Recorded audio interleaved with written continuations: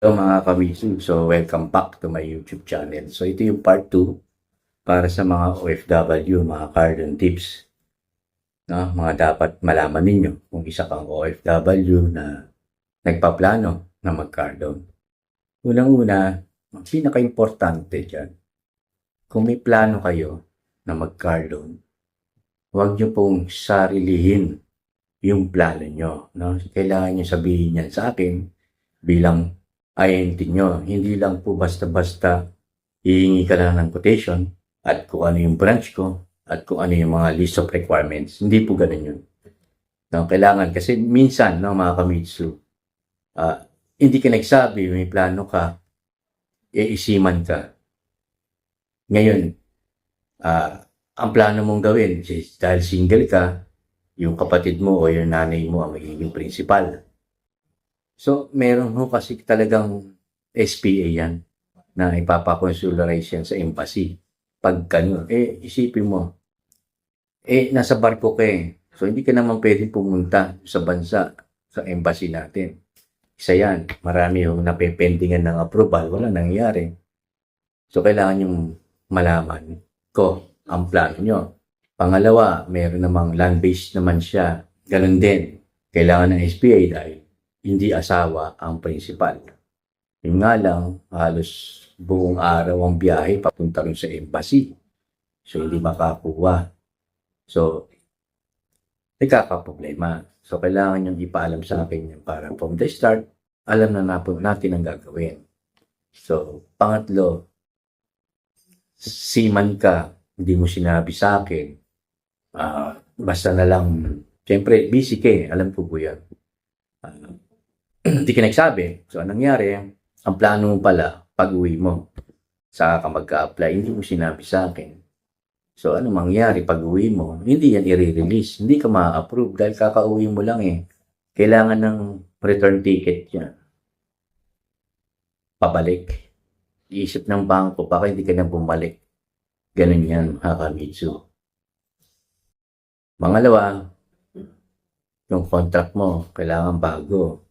Di ba po?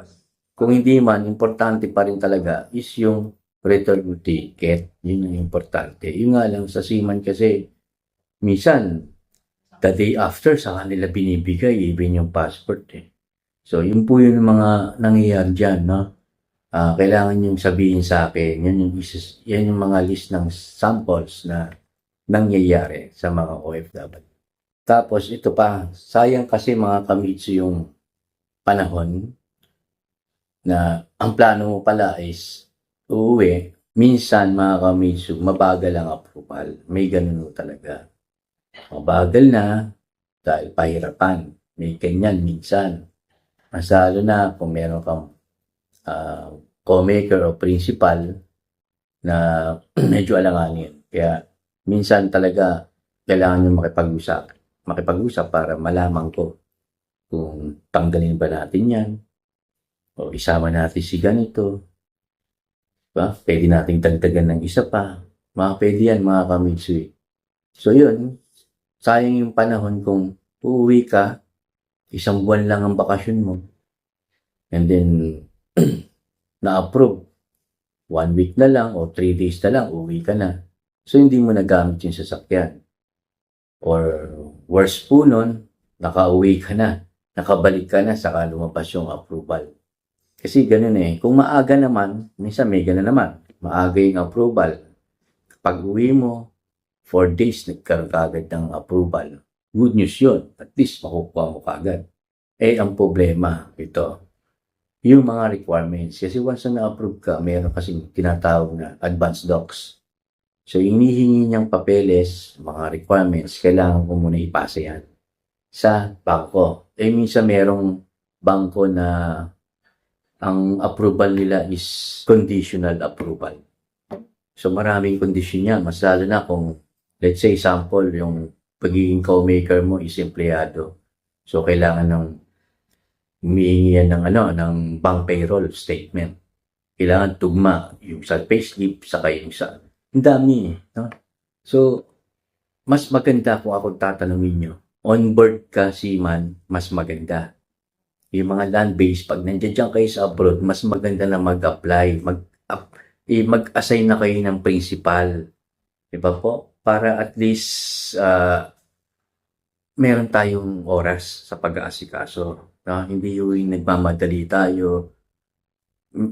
Minsan, may problema talaga pag ganun. So, suggestion ko, kung isa kang OFW, mag-apply ka na habang nandiyan ka abroad para mas maganda. So, ganyan na lang. Share niyo po ito. Ito po yung part 2. Nandiyan dyan sa description sa baba ang aking messenger, FB Messenger. I-click niyo lang po yun at madadirect na kayo. At mag-usap tayo. Kausapin niyo ako para at least matulungan ko kayo. Hello, welcome to Mitsubishi. It's a pleasure to meet you for the first time. We're excited to help you explore the world of Mitsubishi cars. Are you a local employee, whether in the government or private sector? A Filipino overseas worker well? A business owner? A virtual assistant? Or someone who is currently unemployed but has regular remittances abroad? If you're looking to take the next step in your life and own a dream car, Mitsubishi has a special offer just for you. Mitsubishi All-In Promo is now offering a car loans with flexible terms that cater to a wide range of financial situations. Even if you have a low credit score or bad credit history, you still have a chance to get approved for your dream car. Don't let a low credit score or bad credit history hold you back. With Mitsubishi's All-In Promo, you can still get the car you've been dreaming of. Fly today and take the first step toward a brighter, more comfortable future. Follow our YouTube, Mitsubishi Aiden Colson.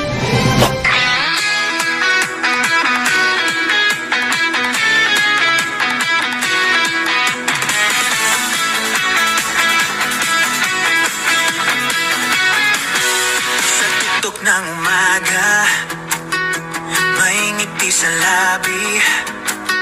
Si Agent Colson, laging handang sumagot. Kaibigan sa bawat hakbang, kahit saan ka man siya'y nandyan. Sa Mitsubishi, siyang kapitan ng iyong paglalakbay.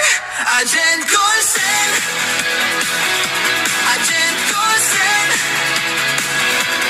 Mitsubishi, ang haligi ng pag-asa. Kahit anong estado, walang pangamba.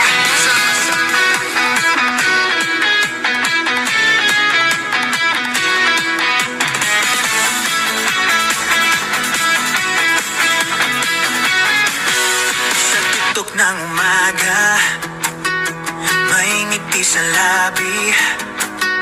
Si Agent Colson, laging handang sumagot.